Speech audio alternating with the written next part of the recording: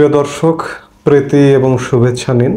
সাজ্জাদ কাদির এই মুহূর্তে আপনাদের সামনে কথা বলতে এসেছি 32 নম্বর কুড়িয়ে দেওয়ার অন্তর্নিহিত উদ্দেশ্য কি, এর পেছনে রাষ্ট্রপতিকে অপসারণ, সংবিধান স্থগিত, এই উদ্দেশ্যগুলো কি আছে?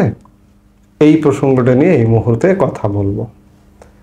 আপনারা জানেন যে গত দুদিন 5, 6 এবং 7 তারিখ যে মুহূর্তে আপনাদের সামনে কথা বলছি সেই মুহূর্তেও সারা বাংলাদেশে 32কে কেন্দ্র করে সারা দেশে একটা তাণ্ডব চালানোর পায়তারা চলছে। এখন প্রশ্ন হচ্ছে যে এই তাণ্ডব হঠাৎ করে কেন? 5 আগস্ট তাণ্ডব হয়েছিল, এরপরে বিচ্ছিন্নভাবে বিগত 6 মাস যাবৎ তাণ্ডব চলছেই, কিন্তু আবার নতুন করে 32কে কেন্দ্র করে তাণ্ডব এবং একদল মানুষের বিকৃত উল্লাস কেন? এর পেছনে নেপথ্য কারণ কি? এর পেছনে নেপথ্য কারণের ইঙ্গিতও পাওয়া যাচ্ছে।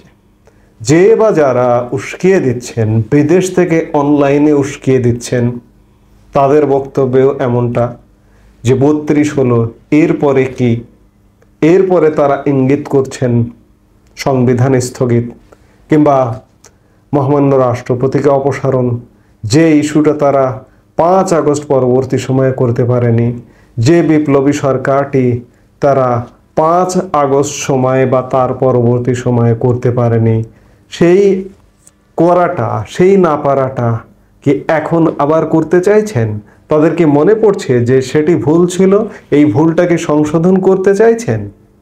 অবস্থা দৃষ্টে এবং তাদের অ্যাক্টিভিটিজে, কর্মকাণ্ডে কিন্তু সেটাই মনে হচ্ছে। আমি গতকালকে বক্তব্য শুনেছি এবং তাদের ওই পক্ষের তাত্ত্বিক গুরুর ফেসবুকে স্ট্যাটাস দেখেছি, যারা এইসবের ব্যাপারে উস্কিয়ে দেয়, সংবিধানকে ফেলায় দাও, সংবিধানকে ছুঁড়ে ফেলো, সংবিধানের কবর দাও, কিংবা প্রক্লেমেশন অফ জুলাই রিপাবলিক যেটি বলি ঘোষণা করো, যারা এগুলোর জন্য উস্কানি দেয় তাদের তৎপরতা আবারও বেড়ে গেছে। একটা ফেসবুক স্ট্যাটাস ফরহাদ মাজহার, তিনি গতকাল রাতে একটি ফেসবুক স্ট্যাটাস দিয়েছেন। তিনি লিখেছেন 32 গুড়িয়ে দেওয়া তো হলো, এখন হাসিনার ফ্যাসিস্ট সংবিধান বাতিল এবং চুপ্পুকে অপসারণ করা হোক। অর্থাৎ তাদের মনের মধ্যে এই খায়েশটি ছিল।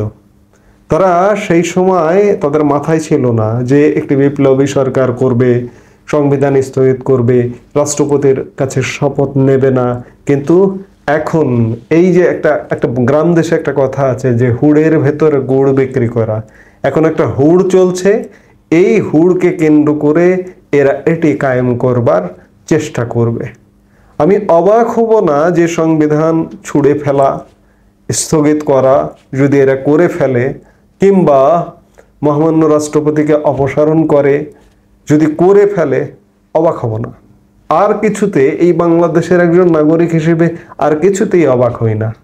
কারণ আমি 5 ফেব্রুয়ারির ঘটনাটা ভেবেছিলাম যে এটি করতে পারবে না, কিন্তু তারা করতে পেরেছে, তারা করতে সফল হয়েছে। কিন্তু সেই জায়গায় আমি আজকে আর গ্যারান্টি দিতে পারি না যে সংবিধানেরা ছুঁড়ে ফেলতে পারবে না, প্রক্লেমেশন অফ জুলাই রিপাবলিক ঘোষণা করতে পারবে না, কিংবা মহামান্য রাষ্ট্রপতিকে অপসারণ করতে পারবে না। এগুলো আর বিশ্বাস করি না।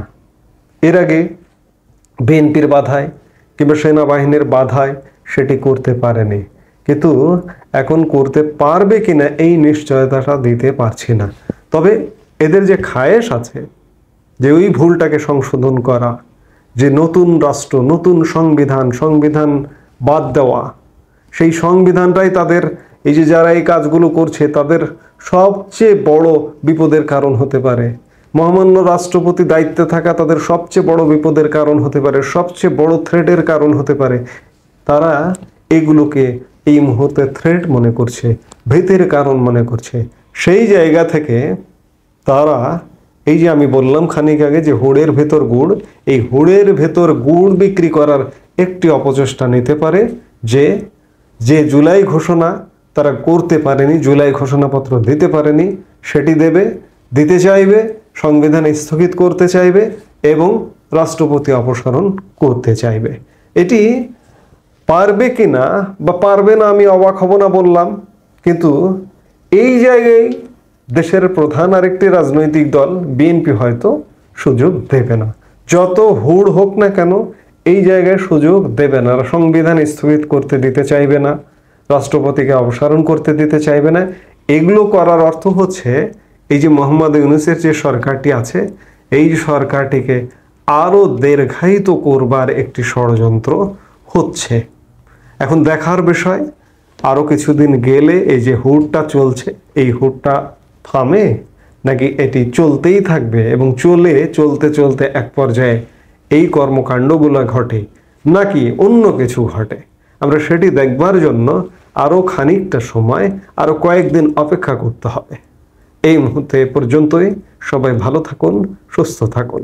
আমাদের ভিডিওগুলো নিয়মিত পেতে সাবস্ক্রাইব করুন Sajjad Kadir and the legends YouTube channel এবং লাইক, কমেন্ট, শেয়ার করে সাথে থাকুন।